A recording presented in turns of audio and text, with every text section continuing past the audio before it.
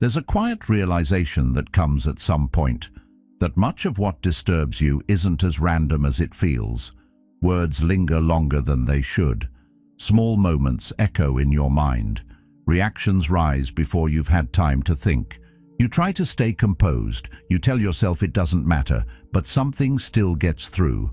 And what unsettles you isn't just the feeling. It's how easily it happens. How something so small can reach so deep. You begin to question what strength actually is. Not the version that looks controlled on the outside, but the kind that holds steady internally. Because suppressing everything doesn't work, ignoring it doesn't work, and reacting to everything only makes it worse, so something doesn't add up. And that's where a deeper truth begins to surface. As Carl Jung put it, "I am not what happened to me, I am what I choose to become." That idea shifts the focus completely. It moves the center of your life away from what happens and toward how you relate to it. And once you see that, even slightly, something changes. You stop looking outward for stability. You start paying attention to how your mind interprets what happens. Not to control everything, but to understand it more clearly. Because real strength isn't about becoming unaffected. It's about becoming aware enough that what happens no longer defines you. You've probably told yourself that what hurts you is what people do. Their words, their actions, their absence when you needed them most. It feels obvious. Someone disrespects you, and anger rises before you can even process it. Someone walks away, and it feels like something inside you has been taken with them. Someone ignores you, and a quiet tension builds, as if your worth has just been measured. These reactions feel automatic, almost built into the situation itself. But if that were completely true, then everyone would react the same way to the same events, and they don't. Some people remain steady in moments that completely shake others. Some hear the same words and feel nothing at all. That difference isn't random. It points to something internal, something most people rarely stop to examine. The moment you begin to notice this, a shift starts to happen. You realize that two people can go through the same situation and walk away with completely different emotional outcomes. One carries it for days, replaying every detail. The other lets it pass almost immediately. The event hasn't changed. What changed is the interpretation. And that's where things become uncomfortable, because it challenges the belief that your emotional state is controlled by the outside world. It suggests something deeper, that what you feel is not just a reaction, but something shaped, something constructed, a meaning assigned so quickly that it feels like reality itself. But meaning is not fixed. It's influenced by memory, expectation, fear, and identity. And once you begin to see that, you understand why the same moment can either disturb you deeply or pass through you without leaving a mark. This is where most people hesitate, because accepting this means giving up a certain kind of certainty. It's easier to believe that the world is the cause of your inner state. That way, the responsibility stays outside of you. But the Stoics saw this differently. They understood that between what happens and how you feel, there is a space where interpretation forms, often without your awareness. And in that space lies the real source of your suffering. It's not just the event, it's what you make it mean. And that realization is uncomfortable, because it puts you face to face with your own patterns. The tendency to take things personally. The habit of assuming rejection where there was simply indifference. The quiet need to be seen, approved, validated. These patterns don't appear out of nowhere. They've been built over time, reinforced so often that they feel natural. But once you start paying attention, you begin to see how fast your mind moves. A delayed response becomes rejection. A neutral expression becomes disapproval. A disagreement becomes a personal attack. None of these meanings exist in the event itself, yet they feel real enough to trigger a full emotional response. And that's where the real vulnerability lies, not in what happens, but in how quickly meaning is assigned. Because once meaning is attached, the reaction follows almost instantly, and by the time you notice it, you're already inside it. That's why it feels so hard to control, because you're not just reacting, you're reacting to something that has already been shaped in your mind. As this awareness grows, something begins to shift. You start to see that your first reaction is not the full picture, it's just the first layer. And between that reaction and your response, there is a gap, small but powerful. In that gap, you can begin to separate what actually happened from what you assumed it meant. You can question it, you can slow it down. And sometimes, that's enough to change everything. Not instantly, not perfectly, but enough to weaken the automatic hold these moments have over you. Over time, this changes how you experience things. Situations that once felt overwhelming begin to feel more manageable. Reactions that once felt immediate begin to slow down. You don't stop feeling, but you stop being carried away by what you feel. And that's where a different kind of strength begins to form. Not the kind that resists or suppresses, but the kind that understands. Because when you understand that your experience is shaped by interpretation, you also begin to see that interpretation can be examined, adjusted, refined. You don't eliminate pain, but you reduce the unnecessary layers around it. And the more you practice this, the more something inside you starts to stabilize. Not because the world has changed, but because your relationship to it has. You stop depending on everything going right in order to feel steady. You stop handing over control of your inner state to every external moment. And that's where things begin to shift in a real, noticeable way. You still experience life fully, but it no longer controls you in the same way. If this way of thinking is starting to make sense to you, don't let it stay as just another idea. Stay with it. Keep exploring it. Consider subscribing, not as a habit, but as a conscious step toward understanding yourself more clearly and becoming someone who is no longer easily shaken by what they cannot control. And this is where the deeper shift begins. Not in controlling the world, but in understanding your own mind. Not in avoiding difficult situations, but in seeing them without unnecessary distortion. Because once you reduce the distortion, the intensity of the reaction often follows. And what's left is something quieter, more stable, less reactive. A way of moving through life where you're no longer at the mercy of every external moment, but grounded in a perspective that you've taken the time to understand. Think about how quickly a moment can expand beyond what it actually is. A single comment, a brief tone shift, a look that might not even have been intentional, and somehow it lingers.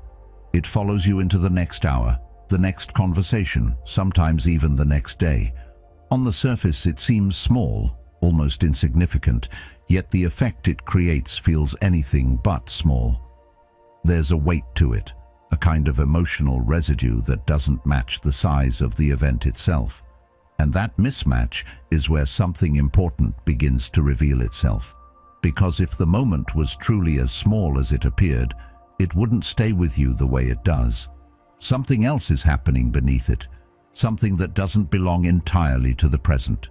That something else is rarely obvious in the moment. It doesn't announce itself. It operates quietly, almost automatically, shaping your reaction before you even have time to question it. What you feel seems immediate, direct, justified, but if you slow it down, even slightly, you start to notice that the reaction didn't come from nowhere. It connected to something already there. A memory you didn't consciously recall, an expectation you didn't realize you were holding, a belief about yourself that has been sitting quietly in the background, waiting for confirmation. And when that small moment appears, it doesn't just exist on its own, it activates everything attached to it. This is where the experience begins to shift from reality to interpretation. The comment is no longer just a comment, it becomes a sign of disrespect. The tone is no longer just a tone, it becomes evidence of disapproval. The look is no longer just a look, it becomes a judgment. And once that interpretation forms, the emotional response follows naturally, almost inevitably. But what feels like a direct reaction to reality is actually a reaction to meaning. And meaning, unlike events, is not fixed. It is constructed, often so quickly and so unconsciously, that it feels inseparable from the event itself.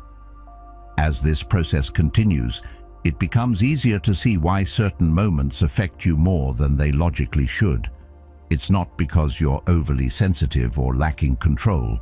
It's because the moment is no longer just a moment. It's part of a larger internal structure, a structure built from past experiences, reinforced by repeated interpretations, and rarely examined in a direct way. And as long as that structure remains in place, every new situation that resembles it, even slightly, will trigger the same response. Not because it deserves to, but because it fits the pattern. This is where most people unknowingly lose control, not in the moment itself, but in the automatic meaning they assign to it. They believe they are reacting to what is happening, when in reality, they are reacting to what they think it means. And because that meaning feels so real, so immediate, it rarely gets questioned. It becomes the lens through which everything is seen. And once you're looking through that lens, every new experience starts to confirm what you already believe. The pattern strengthens, the reaction becomes faster, the gap between event and interpretation becomes almost invisible. Breaking that pattern doesn't happen by force. It doesn't come from trying to suppress your reaction or pretending not to feel it. It begins with awareness, with recognizing that the first meaning your mind offers is not necessarily the only one, that there is a difference between what happened and what you concluded from it. And in that difference, there is space. Space to question, to reconsider, to see the moment from a slightly different angle. That space may be small, but it's enough to begin changing the pattern. As this awareness develops, the automatic nature of your reactions starts to slow down. Not completely, not immediately, but enough for you to notice them as they happen. And once you notice them, you're no longer fully inside them, you're observing them. That shift from being the reaction to observing the reaction is where control begins to return. Not control over what happens, but control over how deeply it affects you. This is what gives you the ability to reshape meaning, not by forcing a positive interpretation, but by loosening the grip of the default one, by allowing for the possibility that the situation may not carry the weight you initially assigned to it. And in doing so, the emotional intensity often begins to decrease, not because the situation changed, but because your relationship to it did. As Seneca observed, we suffer more often in imagination than in reality.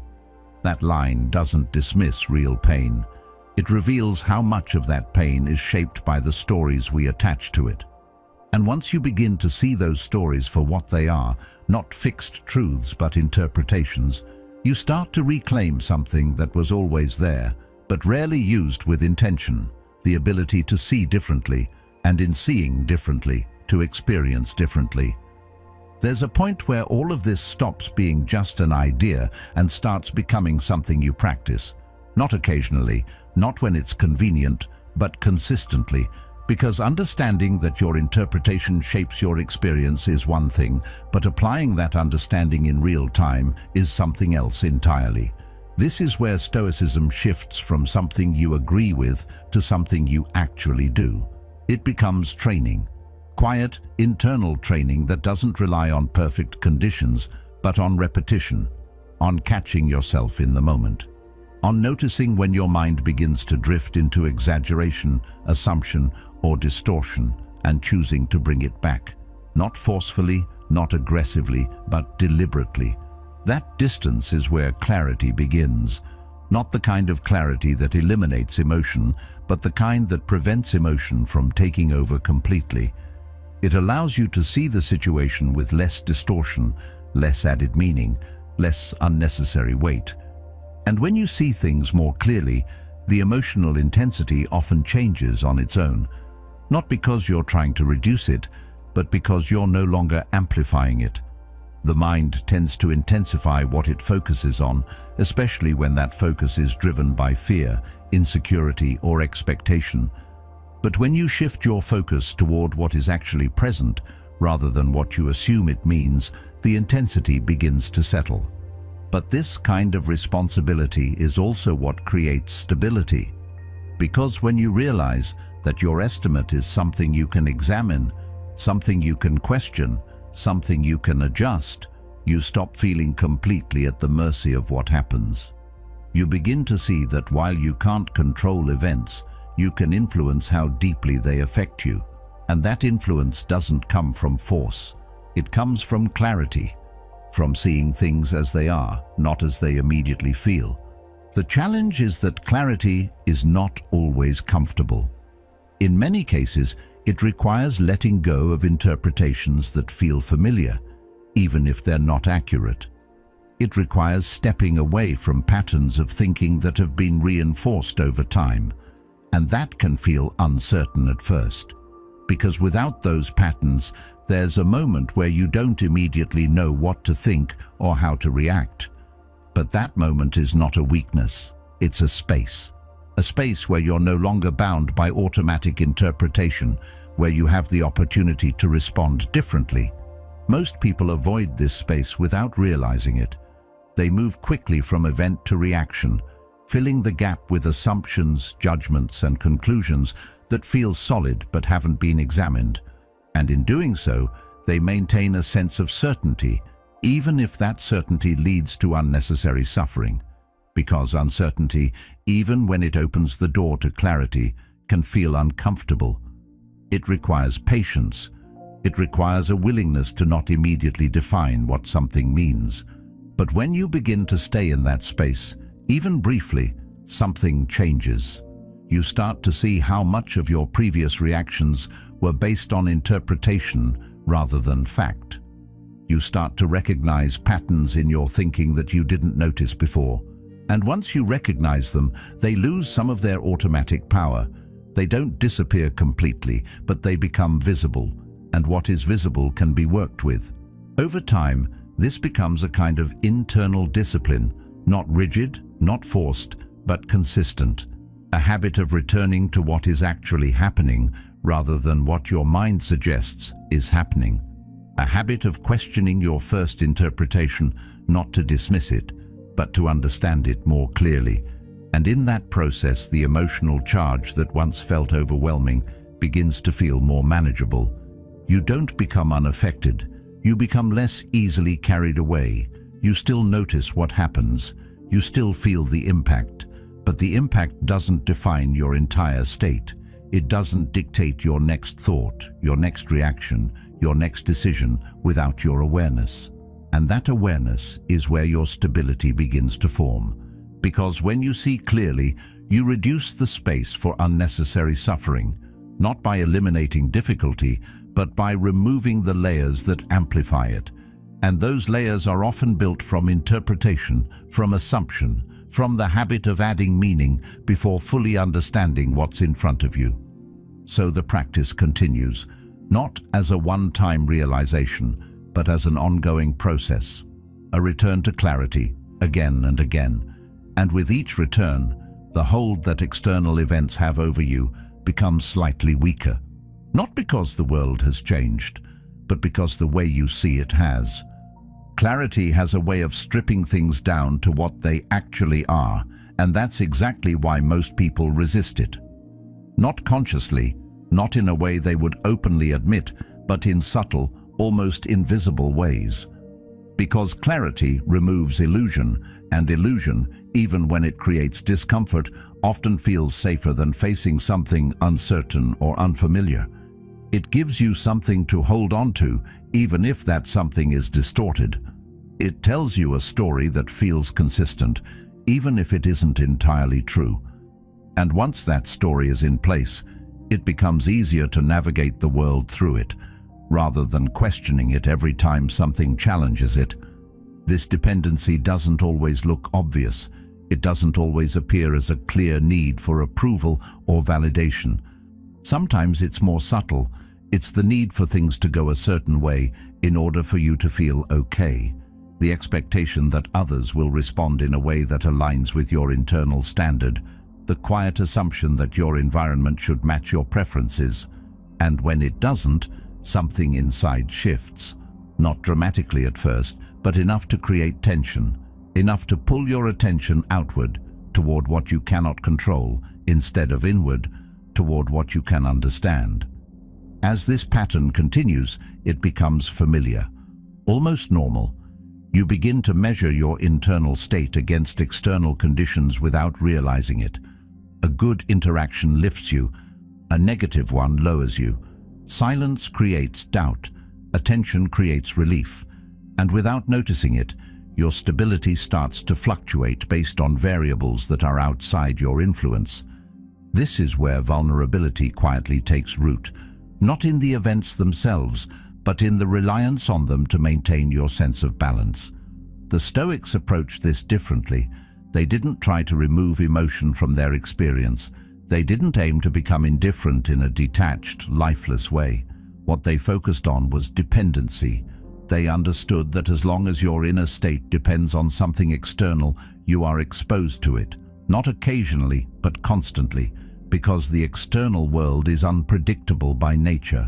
People change, situations shift, outcomes vary, and if your stability is tied to those changes, then your internal state will change with them.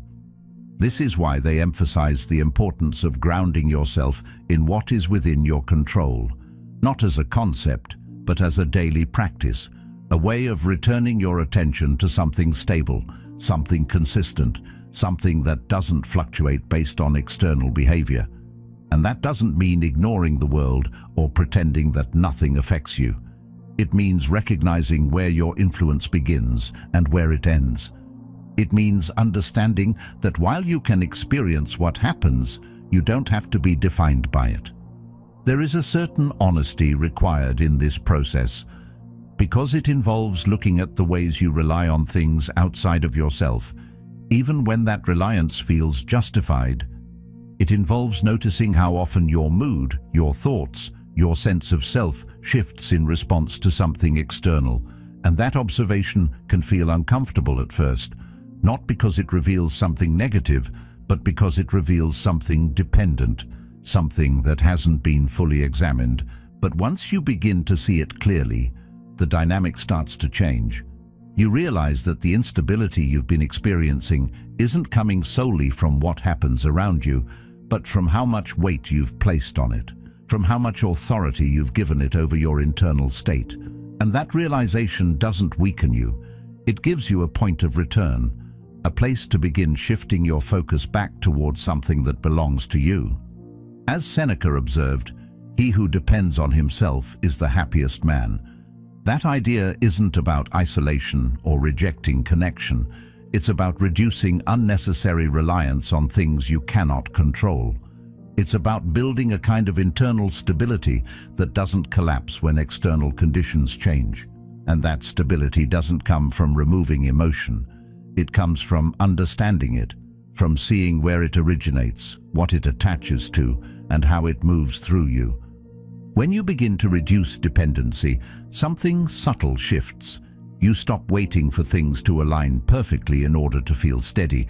You stop needing constant reassurance to maintain your sense of self. You still notice what happens. You still care. But the impact doesn't reach as deeply as it once did, because it no longer determines your foundation. And this is where the question becomes more direct. If your stability is no longer tied to external behavior, if your sense of self is no longer dependent on how others respond, if your internal state is no longer shaped by things you cannot control, then what exactly is left for the world to take from you? And that anchor is not found outside. It's built gradually, through awareness, through understanding, through the repeated act of returning your attention to what you can actually influence. It's not something that appears all at once. It develops over time as you begin to recognize the patterns that once controlled you and slowly loosen their hold. In that process, the world doesn't become easier, but your relationship to it becomes clearer. And in that clarity, the need to depend on it for your stability begins to fade. It's easy to misunderstand what all of this leads to. When people hear about becoming less affected, less reactive, less dependent on external events, they often assume it means becoming cold, detached, unfeeling, as if the goal is to move through life untouched by anything, disconnected from experience itself. But that's not strength. That's avoidance wearing a mask of control. Real strength doesn't come from shutting things down. It comes from understanding them so clearly that they no longer overwhelm you. You don't stop feeling. You stop being carried away by what you feel. There's a difference, and it's more important than it seems at first. Being carried away means your reaction defines you in that moment. It takes over your thinking, your perception, your sense of self. It pulls you into a narrative that feels absolute, even when it isn't. But when you're not carried away, the feeling is still there. You notice it, you experience it, but you're not inside it in the same way. You're aware of it, and that awareness creates space. That space is where everything begins to change, because once there's space, there's a gap between what happens and what you conclude about yourself because of it. And that gap is where most people struggle. They collapse the two into one. Something happens, and immediately it becomes personal. A rejection becomes a statement about your worth. A criticism becomes proof that you're not enough. A loss becomes a reflection of something missing within you. But those conclusions are not inherent in the event. They are added. And once they're added, they shape everything that follows. The emotion becomes heavier. The experience becomes more difficult to process, not because of what happened, but because of what it now means. And meaning, when left unchecked, tends to expand. It grows beyond the original moment, connecting to other thoughts, other memories, other beliefs. Before long, you're no longer reacting to a single event. You're reacting to an entire network of interpretations that have been building over time. This is where precision becomes essential, not in a rigid or analytical sense, but in a clear, grounded way of seeing. Precision means noticing the difference between the event and the story you tell about it. It means recognizing when you've added something that wasn't there. And that recognition doesn't remove the feeling, but it changes your relationship to it. It prevents the feeling from defining the entire experience. This is what allows you to experience difficult moments without collapsing under them. You can feel the discomfort of rejection without concluding that you are unworthy. You can hear criticism without internalizing it as a flaw in your identity. You can lose something important without losing your sense of self in the process. These are not abstract ideas. They are practical shifts in perception that change how you move through life. As this way of seeing becomes more natural, you start to notice how much of your previous suffering was not caused by reality itself, but by the meaning you layered on top of it. And that realization doesn't dismiss your past experiences. It reframes them. It shows you where the intensity came from, where the weight was added, where the reaction became larger than the event itself. This is not about blaming yourself for how you felt. It's about understanding the process behind it.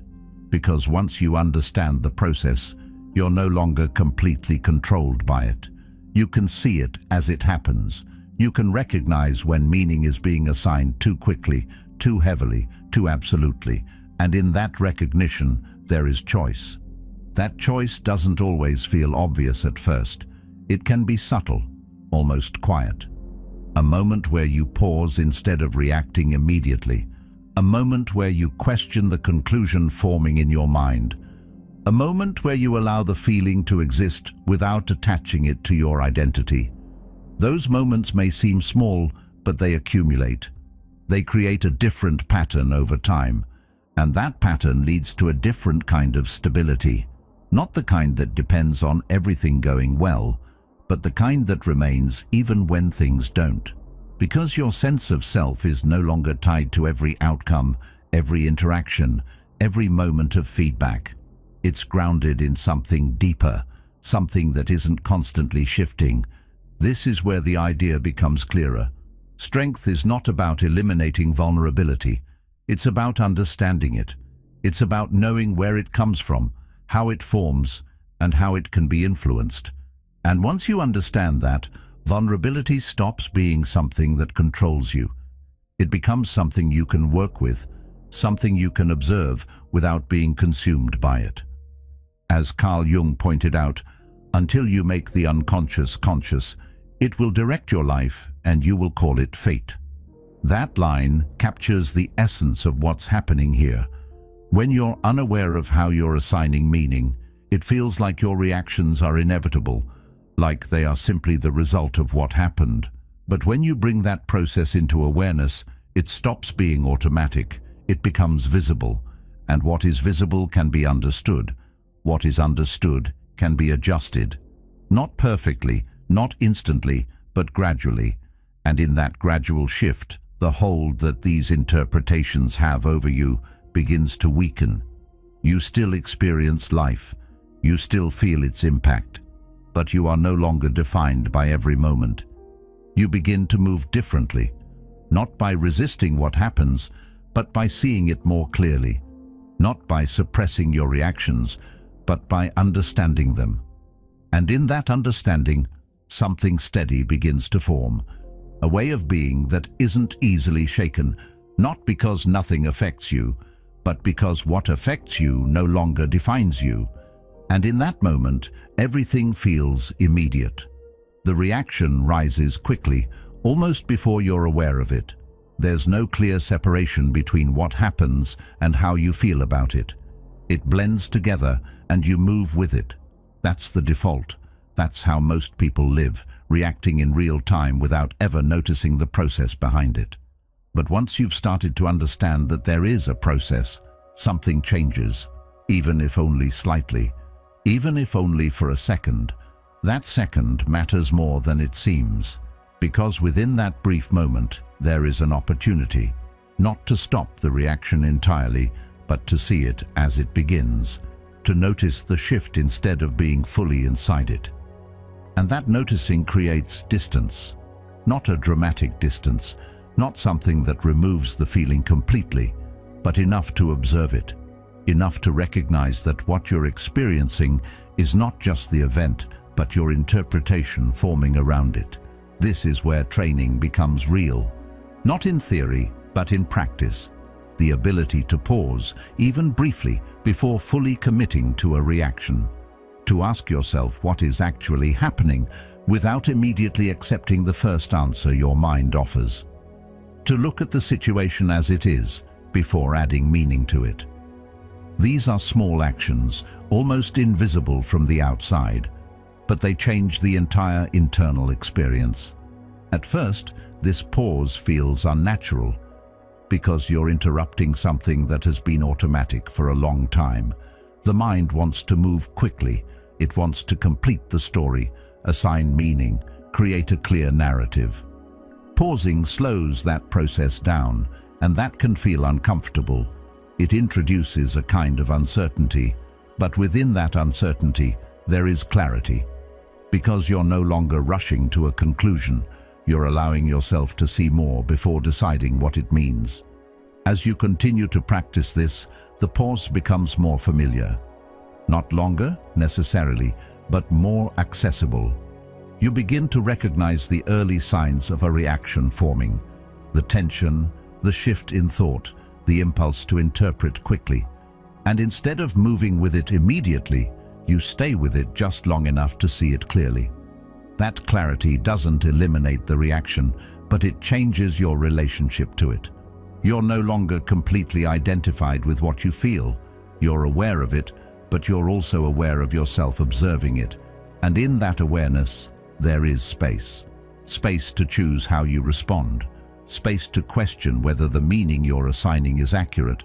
Space to decide whether this moment deserves the level of intensity you're about to give it. This is where control begins, not control over what happens, but control over how deeply you allow it to affect you. And that control is not forced. It's not about suppressing your reaction or pretending not to feel. It's about understanding the process well enough that you're no longer carried by it automatically. You're participating in it consciously. Over time, this participation becomes more natural. The distance between stimulus and reaction becomes more consistent. Not because the situations have changed, but because your awareness has. You begin to experience moments that would have previously triggered a strong reaction, and instead of being pulled into them, you observe them. You still feel something, but it doesn't escalate in the same way. And in that space, something important begins to form, a sense of stability that doesn't depend on everything going smoothly.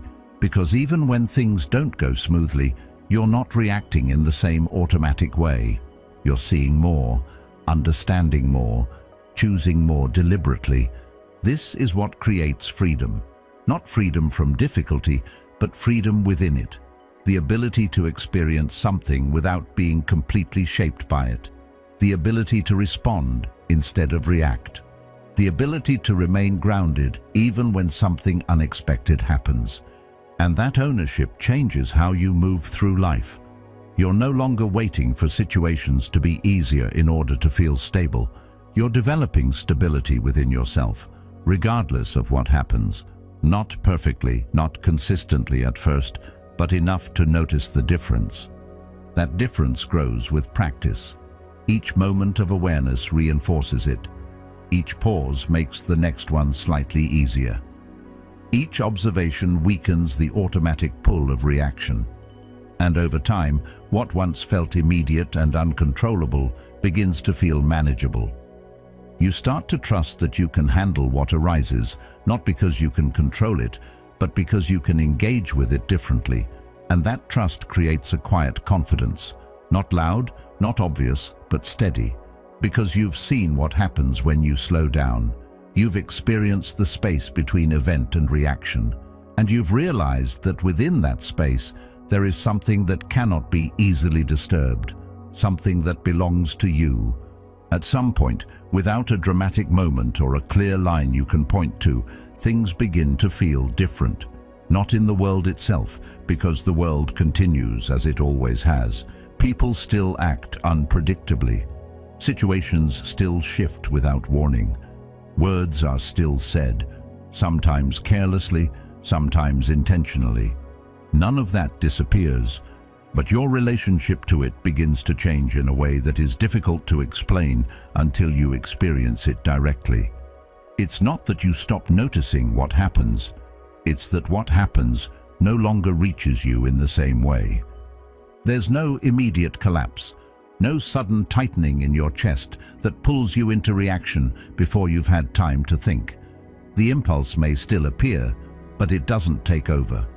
It passes through a space that didn't exist before, a space created by awareness, by practice, by repeatedly choosing to see clearly instead of reacting automatically.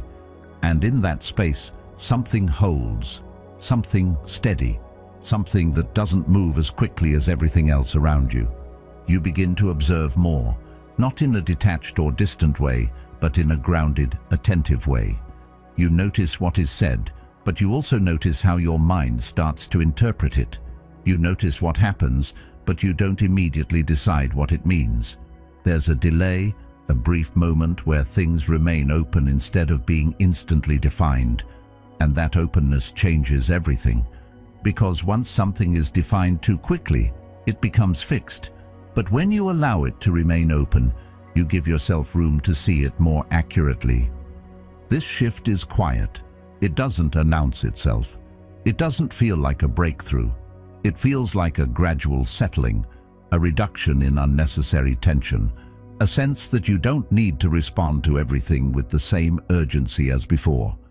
That not every situation requires a reaction, that not every word carries the weight you once gave it. And in that realization, something begins to loosen. You assume less. Not because you've forced yourself to, but because you've seen how often assumptions led you away from clarity. You've noticed how quickly the mind fills in gaps, how easily it creates stories that feel convincing but aren't always accurate. And once you've seen that enough times, you become more careful. Not hesitant, but precise. You allow things to be what they are before deciding what they mean. That precision changes how you experience emotion. You still feel, that doesn't go away, but the feeling doesn't expand beyond what is actually there. It doesn't pull in unrelated thoughts, past experiences, or imagined outcomes in the same way. It remains closer to the moment, more contained, more manageable. And because of that, it doesn't overwhelm you. It doesn't define your entire state. There's a kind of steadiness that starts to form. Not rigid, not fixed, but consistent. It doesn't depend on things going well. It doesn't disappear when something unexpected happens. It remains present, even as situations change. And that presence becomes something you can rely on, not because it's always strong, but because it's always there. This is where the idea begins to feel real. The idea that nothing and nobody can hurt you in the way they once did. Not because you've become immune to life, but because you've changed the way you engage with it. You've stopped handing over the authority to define your inner state.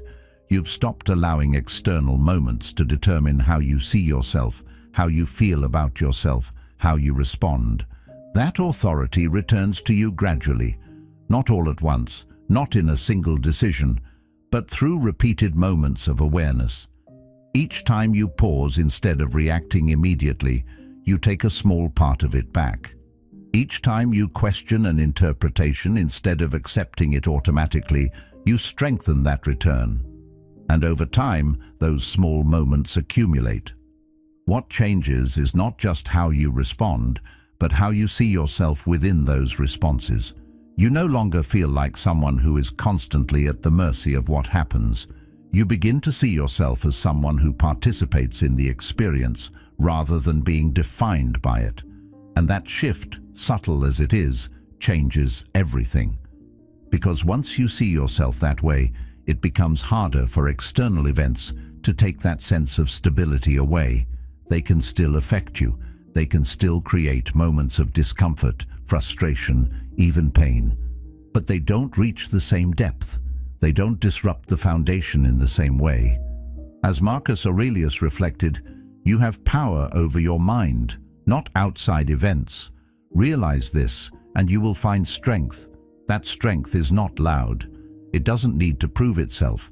It shows up in quiet moments, in the way you respond, in the way you hold yourself when things don't go as expected. You stop needing to control everything in order to feel stable. You stop needing others to behave a certain way in order to feel secure. You stop needing constant reassurance to maintain your sense of self, not because those things are no longer pleasant or valuable, but because they are no longer necessary for your stability. There's a difference between preference and dependency. You can prefer that things go well, that people treat you with respect, that situations unfold in your favor, but you no longer depend on those outcomes to remain steady. And that difference gives you a kind of freedom that is difficult to disrupt. You move through situations with more clarity, more patience, more awareness. Not perfectly, not without moments of difficulty, but with a consistency that wasn't there before. And that consistency becomes your foundation. At that point, the world can continue as it always has. Unpredictable, imperfect, sometimes challenging. But it no longer finds the same points to disrupt you. Not because those points have disappeared, but because you've understood them.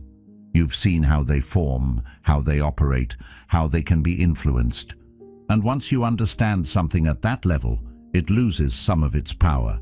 Not completely, but enough to change your experience of it. Enough to create space where there was once immediate reaction. Enough to allow you to remain steady even when things are not. That steadiness is not something you achieve once and keep forever. It's something you maintain, something you return to, something you reinforce through continued awareness. But once it's there, even in a small way, it becomes a reference point, a reminder of what is possible when you see clearly. There comes a point where you realize nothing outside of you ever truly had the power you thought it did. It was never the world that needed to change. It was the way you saw it, the way you carried it, the way you allowed it to define you.